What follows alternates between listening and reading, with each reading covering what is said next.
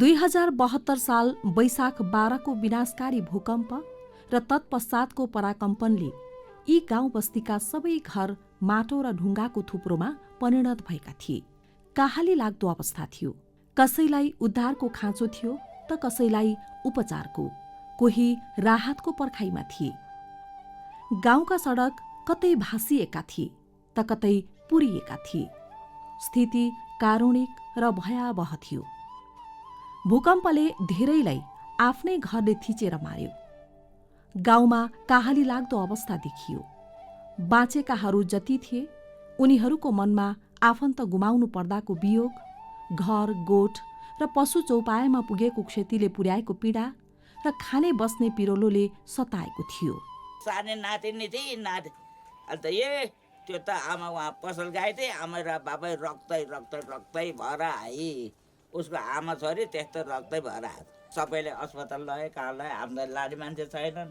छोरो भतिजो थियो, भतिजो मर्यो। यो अवस्था नेपालका 14 जिल्लाका गाउँ र सहरमा थियो भने माथि वर्णन गरिएको दुःखद अवस्था पाँचपोखरी थाङपाल गाउँपालिकाको हो। पाँचपोखरी थाङपाल गाउँपालिका सिन्धुपाल्चोक जिल्लाको विकट गाउँपालिका मध्येको एक हो। पीडित गाउँलेका मनमा प्रश्न उब्जन्थ्यो, के यो हाम्रो गाउँ पहिलेकै अवस्थामा फर्किएला त? यो विपदमा हामीलाई कसले सहारा दिला? यस्तो विषम परिस्थितिमा गाउँलेहरूको पीडामा थोरै भए पनि मलमपट्टी लगाउन फ्रान्सबाट फाउन्डेसन डी फ्रान्सका प्रतिनिधि मार्टिन स्पिच र आर्सो नेपालका प्रतिनिधि त्यस गाउँमा पुगे। बस्तीको कारुणिक अवस्थालाई पुरानै लयमा फर्काउने अभियानमा फाउन्डेसन डी फ्रान्सको समन्वयमा फ्रान्स लगायत विभिन्न देशका व्यक्ति तथा संस्थाहरूले मनैदेखि सहयोग गरे। अहिले हेर्दा सुन्दर देखिने पाँचपोखरी थाङपाल उपत्यकाले यसरी पुनर्जीवन पाउँछ भनेर त्यस ताका कल्पना गर्न सक्ने ठाउँ पनि थिएन। तर Foundation de France, Triangle Generation Humanitaire, AFD, City of Paris, Carasso Foundation लगायतका दाताहरूको आर्थिक सहयोग, आर्सो नेपालको अथक मेहनत, स्थानीय समुदाय र पालिकाको प्रभावकारी समन्वय र सहकार्यमा पाँचपोखरी थाङपाल उपत्यकाले पुनर्जीवन पायो।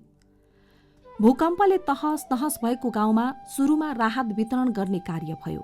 खाद्यान्न सामग्री, पकाउने भाँडाकुँडा, चिसोबाट बस्न ब्ल्याङ्केट, विद्यार्थीहरूलाई ट्र्याकसुट लगायतका सामानहरू पाएर स्थानीय समुदायले तत्कालका लागि ठूलो राहत महसुस गर्यो।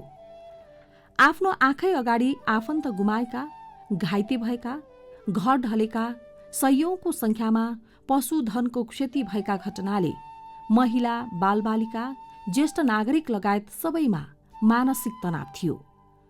त्यस्तो अवस्थालाई सामान्यीकरण गर्न, बढ्दो तनाव व्यवस्थापन गर्न मनोसामाजिक परामर्श कार्यक्रम सञ्चालन गरियो।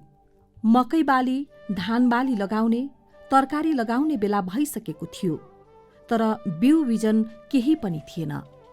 संस्था मार्फत तत्कालको समस्या समाधान गर्न बिउ बिजन सहयोग भयो। रैथाने बिउ संरक्षण हुनुका साथै उत्पादन पनि राम्रो भयो।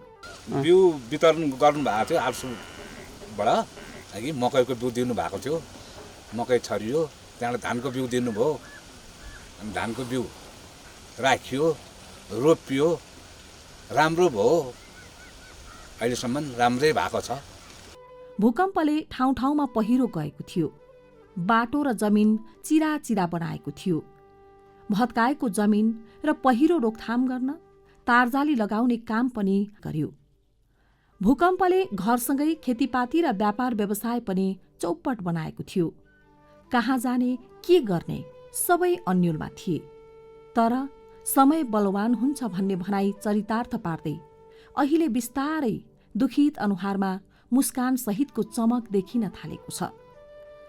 भूकम्प गएपछि पीडामा डुबेका, अनुहारको कान्ति हराएका, भविष्यप्रति वैराग्य पालेर बसेका गाउँलेका मुहारमा अहिले खुसी देखिन थालेको छ।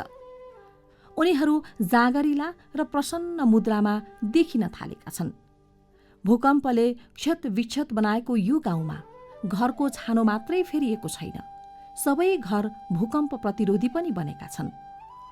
भूकम्पले होइन, आफ्नै संरचना, घर, पर्खाल, स्कुल, भवन लगायतले आफैलाई किचेर मार्दो रहेछ भन्ने कुरा पनि अहिले गाउँलेले बुझेका छन्। त्यसैले अब भौतिक संरचना निर्माण गर्दा भूकम्प थेग्न सक्ने निर्माण गर्नुपर्छ भन्ने सोच गाउँ समुदायमा विकसित भएको छ। भूकम्पपछि सिँचाइका लागि बनाइएको कुलोमा पानी बग्न छाडेको थियो। ठाउँ ठाउँमा भूकम्पले कुलोमा क्षति पुर्याएको थियो। तर अहिले संस्थाको आर्थिक र प्राविधिक सहयोगमा तिनै कुलो पुनर्निर्माण भएपछि सलल्ल पानी बग्न थालेको छ। सिँचाइको सुविधाले समयमा खेतीपाती गर्न र तरकारी खेती गर्न सजिलो भएको छ। आफ्नो खेतीमा पानी लाग्ने क्षतिग्रस्त पुरानो कुलोको पुनर्निर्माण र नयाँ कुलो समेत निर्माण गरेकोमा सहयोगी संस्थालाई स्थानीय किसानले हृदयदेखि नै धन्यवाद दिएका छन्। सिँचाइ कुलोमा मात्रै होइन, भूकम्पले खानेपानीमा पनि ठूलो क्षति पुर्यायो। वर्षौंदेखि खानेपानीको चरम अभावमा पिल्सिएका ग्याल्सिम र बेनाम्नु गाउँमा खानेपानी पुर्याइदियो। त्यसैगरी लामो समयदेखि खानेपानी समस्या झेल्दै आएका सियाले, बहादुर डाँडा, माने डाँडा, कसेरी टोल, गोले टोल, चिन्डे, बस्नेत टोल र वाइबा टोलका बासिन्दाले पनि परियोजनाकै कारण खानेपानीको सुविधा प्राप्त गरे। परियोजना सञ्चालनको तौर तरिका कस्तो थियो त? आर्सो नेपालको कार्यकारी प्रमुख जितराम लामा भन्नुहुन्छ, हरेक मानवीय सहायताका कार्यक्रम हुन् वा विकास निर्माणका कार्यक्रम, यसको सफलता र असफलता भनेको समुदायको सहभागिता कस्तो रह्यो र समुदायले अपनत्व लिएको लिएन भन्ने कुराले निर्धारण गर्दछ भन्ने तथ्यलाई मध्यनजर गर्दै कार्यक्रम सञ्चालन गर्यौं।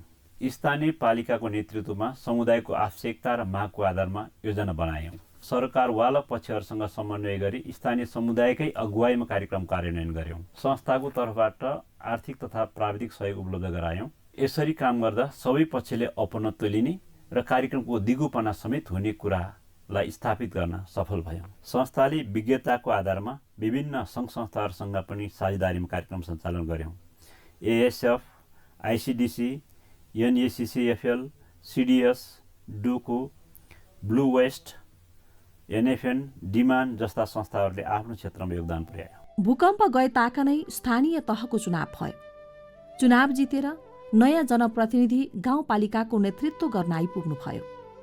उहाँहरू गाउँलाई कसरी तङ्ग्र्याउन सकिन्छ भन्ने चिन्तन बोकेर अगाडि बढ्नुभयो। गाउँपालिका अध्यक्षको अध्यक्षतामा पालिका स्तरमा परियोजना समन्वय समिति गठन गरी समितिको निर्णयअनुसार पुनर्निर्माण तथा पुनर्लाभका कार्यक्रमहरू सञ्चालन गरिए।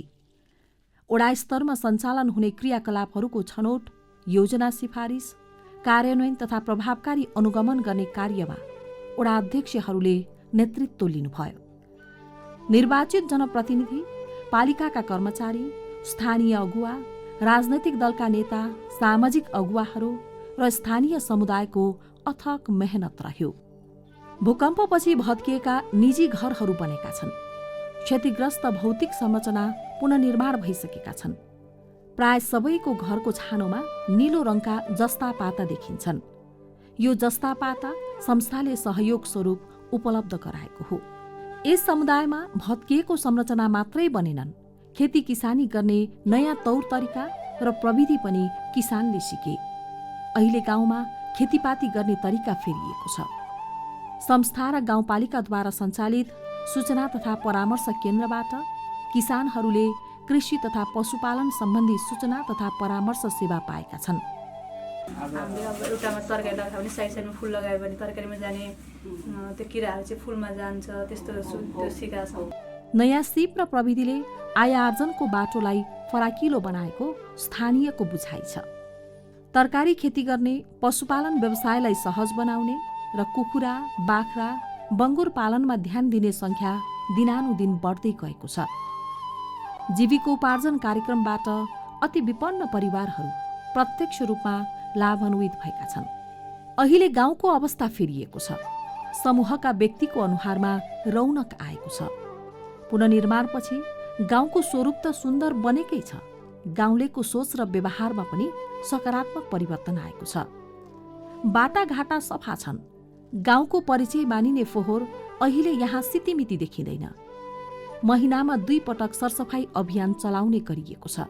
जम्मा भएका नकुहिने फोहोर मैला जतिलाई बस्ती नजिकै परियोजनाले बनाएको फोहोर मैला सङ्कलन केन्द्रका घरमा राखेर छुट्याउने गरिएको छ। अरू ठाउँहरूमा देखिने जस्तो प्लास्टिक, सिसा जस्ता सामान यहाँका बाटामा देखिँदैनन्। गाउँघर भनेपछि फोहोर हुन्छ भन्ने सोच यहाँबाट भने हराउन थालेको छ। नयाँ संरचनासँगै परियोजना सञ्चालन भएको 4 गाविस 5 पोखरी गाउँपालिकामा समावेश भएका छन्। यो अवस्थामा परियोजनाले पुर्याएको सहयोग कस्तो रह्यो त?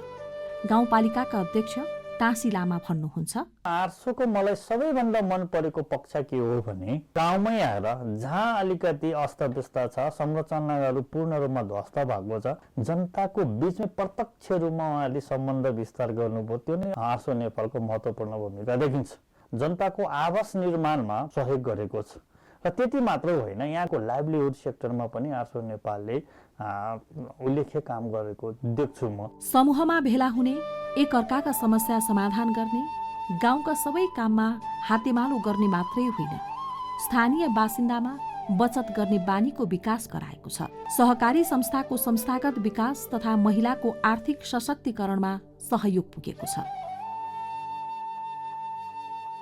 2050 सालमा स्थापना भएको संस्था आर्सो नेपालले देशका विभिन्न जिल्लाहरूमा झन्डै 3 दशक सामाजिक विकास र मानवीय विकासका कामहरू गर्यो। तर वास्तवमै विपदमा परेको समुदायको दुःखमा सारथी बनेर कार्य गर्दाको परिणाम जनताको जीवनमा छाएको खुसी र समुदायले व्यक्त गरेका भावहरूले छुट्टै खालको सन्तुष्टि प्राप्त हुँदो रहेछ। जुन कुरा 5 पोखरी थाङपाल गाउँपालिकामा भइरहेका कार्य र त्यसबाट प्राप्त उपलब्धिहरूले पुष्टि गर्दछ। 5 पोखरी थाङपाल गाउँपालिकाको 4 वटा वडामा दिगो विकास लक्ष्यहरू हासिल गर्न एकीकृत विकासका कार्यक्रमहरू सञ्चालन भएका छन्।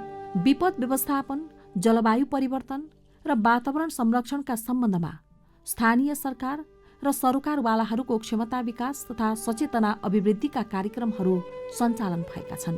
गाउँपालिकाको स्थानीय विपद जोखिम न्यूनीकरण तथा जलवायु अनुकूलन सम्बन्धी स्थानीय अनुकूलन योजना निर्माण भएको छ। स्थानीय स्तरमा मात्रै नभई संस्थाले राष्ट्रिय स्तरमा पनि सो सम्बन्धी कार्यक्रमहरू सञ्चालन गरेको छ। जलवायु परिवर्तन र विपद जोखिम न्यूनीकरणका सम्बन्धमा भएका नीतिगत व्यवस्थाहरू र तिनको कार्यान्वयनमा आइपर्ने समस्याहरू तथा समाधानका उपायहरू, स्थानीयकरणका सवाल लगायतका विषयमा सरकारवाला निकायहरूबीच राष्ट्रिय स्तरमा नीतिगत संवाद तथा अन्तर्क्रिया कार्यक्रमहरू सञ्चालन गरी नेपाल सरकार तथा सम्बद्ध निकायहरूलाई सुझाव दिने काम भएको छ। हो, भूकम्पले बस्ती विनाश त गरायो। विनाश भएका कतिपय चिज अब फर्किएर आउँदैनन्, तर गाउँमा नयाँपन भने पक्कै आएको छ। एकअर्काप्रति सहयोगी भावनाको विकास भएको छ र समग्रमा भन्नुपर्दा भूकम्पपछि यो बस्ती तङ्ग्रिएको छ।